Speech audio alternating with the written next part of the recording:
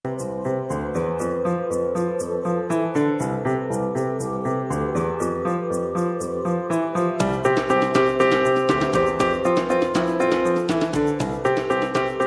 karung lagi diangkut sama komplotan maling, cekiders. Mereka terlihat saling kerjasama mencuri karung yang isinya pakaian bekas. Lokasi pencurian ini terjadi di pasar tradisional Jalan Mentimun, Kota Makassar. Komplotan ini berhasil masuk dengan cara merusak 2 gembok hingga membobol pintu besi toko.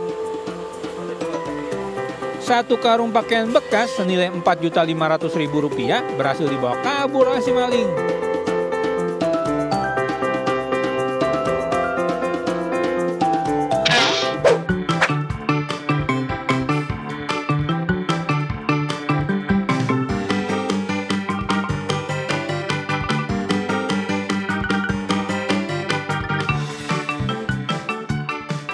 Kotak amal masjid di Kota Palangkaraya, Kalimantan Tengah ini jadi sasaran aksi pencurian. Pelaku terlihat masuk ke dalam masjid pada waktu dini hari, cekiders. Karena nggak mau repot, maka si maling langsung mengangkut kotak amal tersebut berikut dengan uang tunai senilai ratusan ribu rupiah. Sementara rekan yang sudah menunggu di luar langsung kabur menggunakan sepeda motor sambil membawa kotak amal curiannya itu.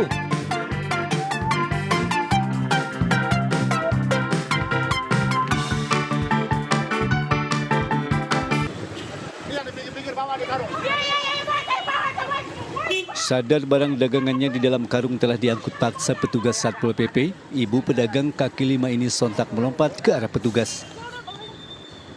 Secepat kilat ibu pedagang ini langsung menyambar karung miliknya satu persatu dari tangan petugas. Meski dalam kondisi panik ketakutan, namun dirinya berhasil mempertahankan barang dagangannya. Razia dilanjutkan petugas dengan menyisiri jalur pedestrian di kawasan Pasar Tanah Abang. Bagi pedagang yang masih berjualan melewati garis kuning diminta agar memundurkan lapak dagangannya. Sejumlah pedagang menyayangkan adanya razia rutin yang digelar petugas hampir setiap hari karena cukup menyulitkan para pedagang. Tak sedikit pedagang yang justru harus mengalami kerugian lantaran barang dagangannya mereka diangkut petugas. Padahal momen Ramadan seharusnya dimanfaatkan untuk meraup untung besar karena meningkatnya volume pengunjung yang berburu baju lebaran. Sebenarnya kita sebagai pedagang sih Bang merasa resah gitu loh. Seharusnya kita tahu kita salah, jadi seharusnya kita mencoba keberuntungan di bulan puasa ini. Kita mengharapkan cuma hanya ada penertiban, jangan adanya pengangkutan barang. Untuk mempertahankan ketertiban dan kenyamanan wajah Pasar Tanah Abang, razia serupa akan terus digelar petugas hingga mendekati Hari Raya Idul Fitri nanti. Dari Jakarta Pusat, Tranistun Sanjaya iNews melaporkan.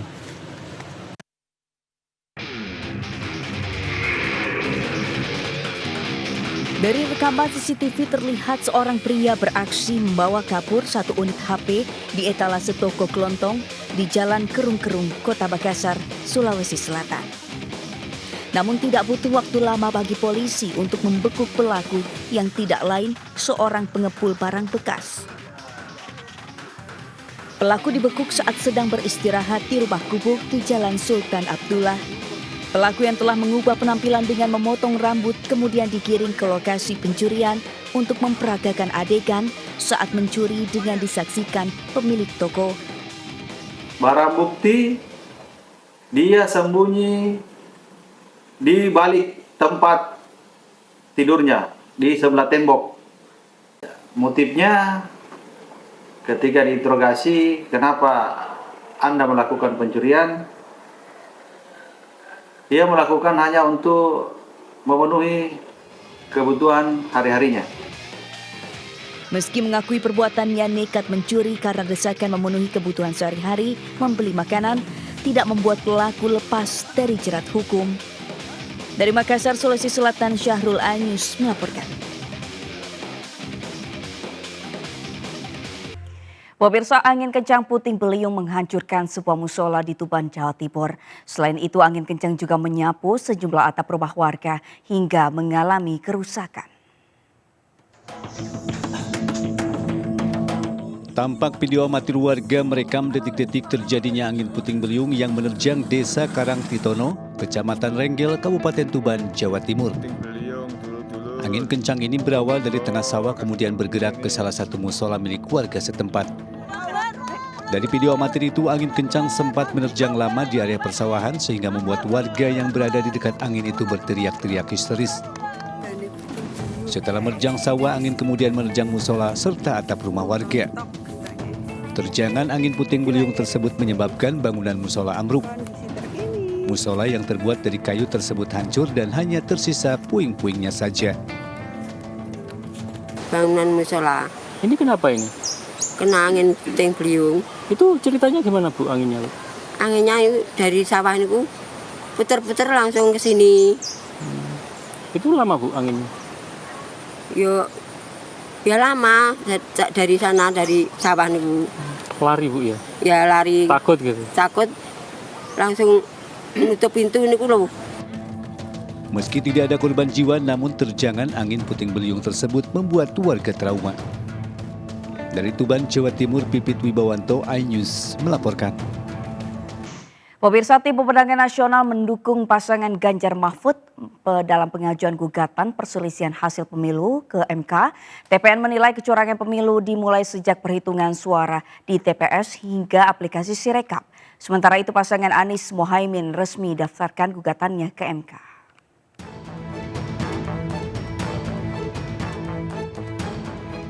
Pasangan Capres dan Cawapres nomor urut 3 Ganjar Pranowo Mahfud MD akan mengajukan gugatan perselisihan hasil pemilu 2024 ke Mahkamah Konstitusi. Gugatan tersebut rencananya akan didaftarkan pada 24 Maret ini. Ganjar menyatakan bahwa pihaknya berkomunikasi dengan partai pengusung dan saksi-saksi di daerah terkait pelaksanaan pemilu. Dari penelusuran itu ditemukan dugaan adanya intervensi kekuasaan dan penyalahgunaan bantuan sosial dalam pelaksanaan pemilu 2024. Sementara Mahfud MD mengatakan tujuan laporan ke MK bukan untuk menang, namun untuk memperjuangkan masa depan demokrasi. Sementara TPN mengatakan mendukung Ganjar Mahfud ajukan gugatan PHPU ke MK. Menurut Sekjen TPN Ganjar Mahfud, Hasto Kristianto, desain kecurangan pemilu telah terjadi sejak perubahan perhitungan suara TPS hingga data di aplikasi Sirekap. Saya menghormati seluruh proses yang berjalan. Kami menyampaikan laporan-laporan kepada penyelenggara pemilu. Apakah itu KPU, apakah itu Bawaslu. Dan kita berharap memang Bawaslu akan merespon. Sayang tidak semuanya terespon. Maka setelah pengumuman tadi malam, tim Ganjar Mahfud sudah bersepakat. Kalaulah semuanya ini harus diluruskan agar demokrasi bisa berjalan dengan baik, maka benteng terakhirnya adalah Mahkamah Konstitusi. Sementara pasangan Capres-Cawapres nomor urut 1 Anies Baswedan dan Mohaimin Iskandar sudah resmi mendaftarkan gugatan perselisihan hasil pemilu 2024 ke MK. Gugatan tersebut juga telah diterima oleh MK.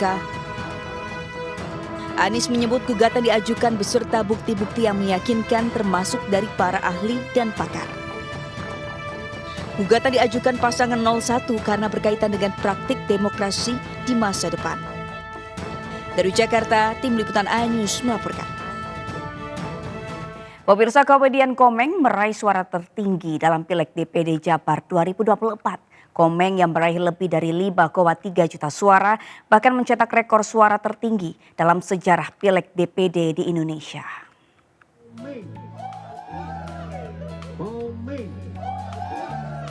Komedian kondang Alfiansyah Komeng memperoleh suara terbanyak dalam pemilu DPD Jawa Barat 2024. Komeng memperoleh sebanyak 5.399.699 suara.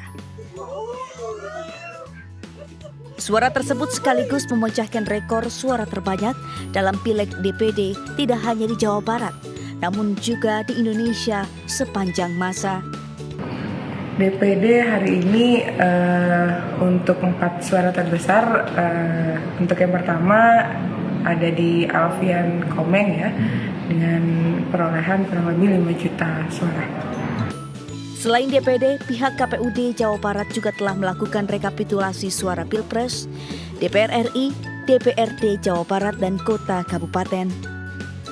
Dari Bandung, Jawa Barat, Ervan David, iNews melaporkan. Presiden Joko Widodo kembali menanggapi kabar dirinya akan menjadi Ketua Umum Partai Golkar. Namun lagi-lagi Jokowi tidak menjawab secara pasti. Lantas seperti apa jawaban Jokowi? Berikut liputannya. Ditemui di sela-sela kunjungan kerja di Pontianak pada Kamis lalu, Jokowi kembali mendapat pertanyaan dari wartawan terkait kabar akan menjabat sebagai Ketua Umum Partai Golkar. Jokowi tidak menanggapinya secara jelas, apakah kabar tersebut benar atau tidak. Jokowi hanya menjawab sambil tertawa, "Saya saat ini hanya Ketua Indonesia saja."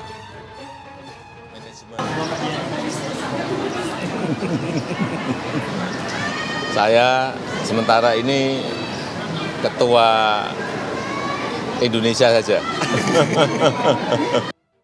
Sebelumnya Jokowi pernah ditanya wartawan pada kunjungan ke Mabes TNI Cilangkap pada akhir bulan Februari lalu perihal bergabung ke Golkar. Jokowi saat itu menjawab secara berkelakar kalau dirinya setiap hari masuk istana. Sementara Ketua Umum Partai Golkar, Airlangga Hartarto, saat dikonfirmasi di DPP Partai Golkar pada Minggu 10 Maret lalu, hanya menyebut hubungan Partai Golkar dan Jokowi sudah dekat dan menyebut Jokowi nyaman dengan Golkar. Tim Liputan iNews melaporkan.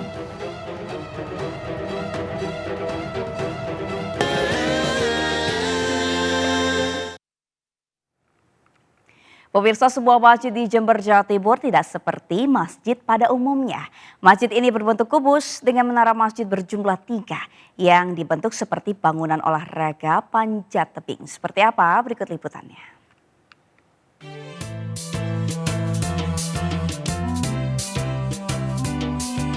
Inilah Masjid Baitul Karim Al-Fauza yang terletak di Jalan Boulevard di sebuah kompleks perumahan di Jember, Jawa Timur. Masjid ini unik karena bangunannya berbentuk kubus menyerupai Ka'bah. Keunikan lagi, 3 menara masjid ini berbentuk seperti bangunan untuk olahraga panjat tebing. Masjid yang memiliki makna rumah kemuliaan membawa kebahagiaan ini bergaya futuristik. Dengan pohon kurma ditanam di samping kanan kiri masjid, menambah elok suasana dan seakan-akan berada di Timur Tengah. Meski terbilang baru, masjid ini cukup banyak dikunjungi para jemaahnya yang penasaran. Sementara bagian dalam masjid, dinding tembok dipenuhi dengan garis-garis berasal dari gemerlap lampu yang mirip cahaya bintang. Seperti halnya saat Ramadan di masjid-masjid lainnya, di masjid ini juga diisi kegiatan tarawih, tadarus, dan kajian Islam lainnya. David, seorang jamaah masjid, mengaku sangat senang dan nyaman beribadah di masjid ini. Karena bangunannya yang unik dan bagian dalamnya berhawa sejuk. Hawa sejuk berasal dari persawahan dan sungai yang berada di dekat masjid. Kalau Ramadan itu biasanya sholat tarawih sama tadarus juga ada di sini. Sering mengikuti? Sering, setiap hari. Setiap hari ya? Okay. Menyenangkan ini Mas? Ya, alhamdulillah. Pengurus masjid juga membenarkan bangunan masjid yang unik membuat daya tarik tersendiri bagi jamaah untuk beribadah. Dari Jember, Jawa Timur, Bambang Sugiarto, iNews melaporkan.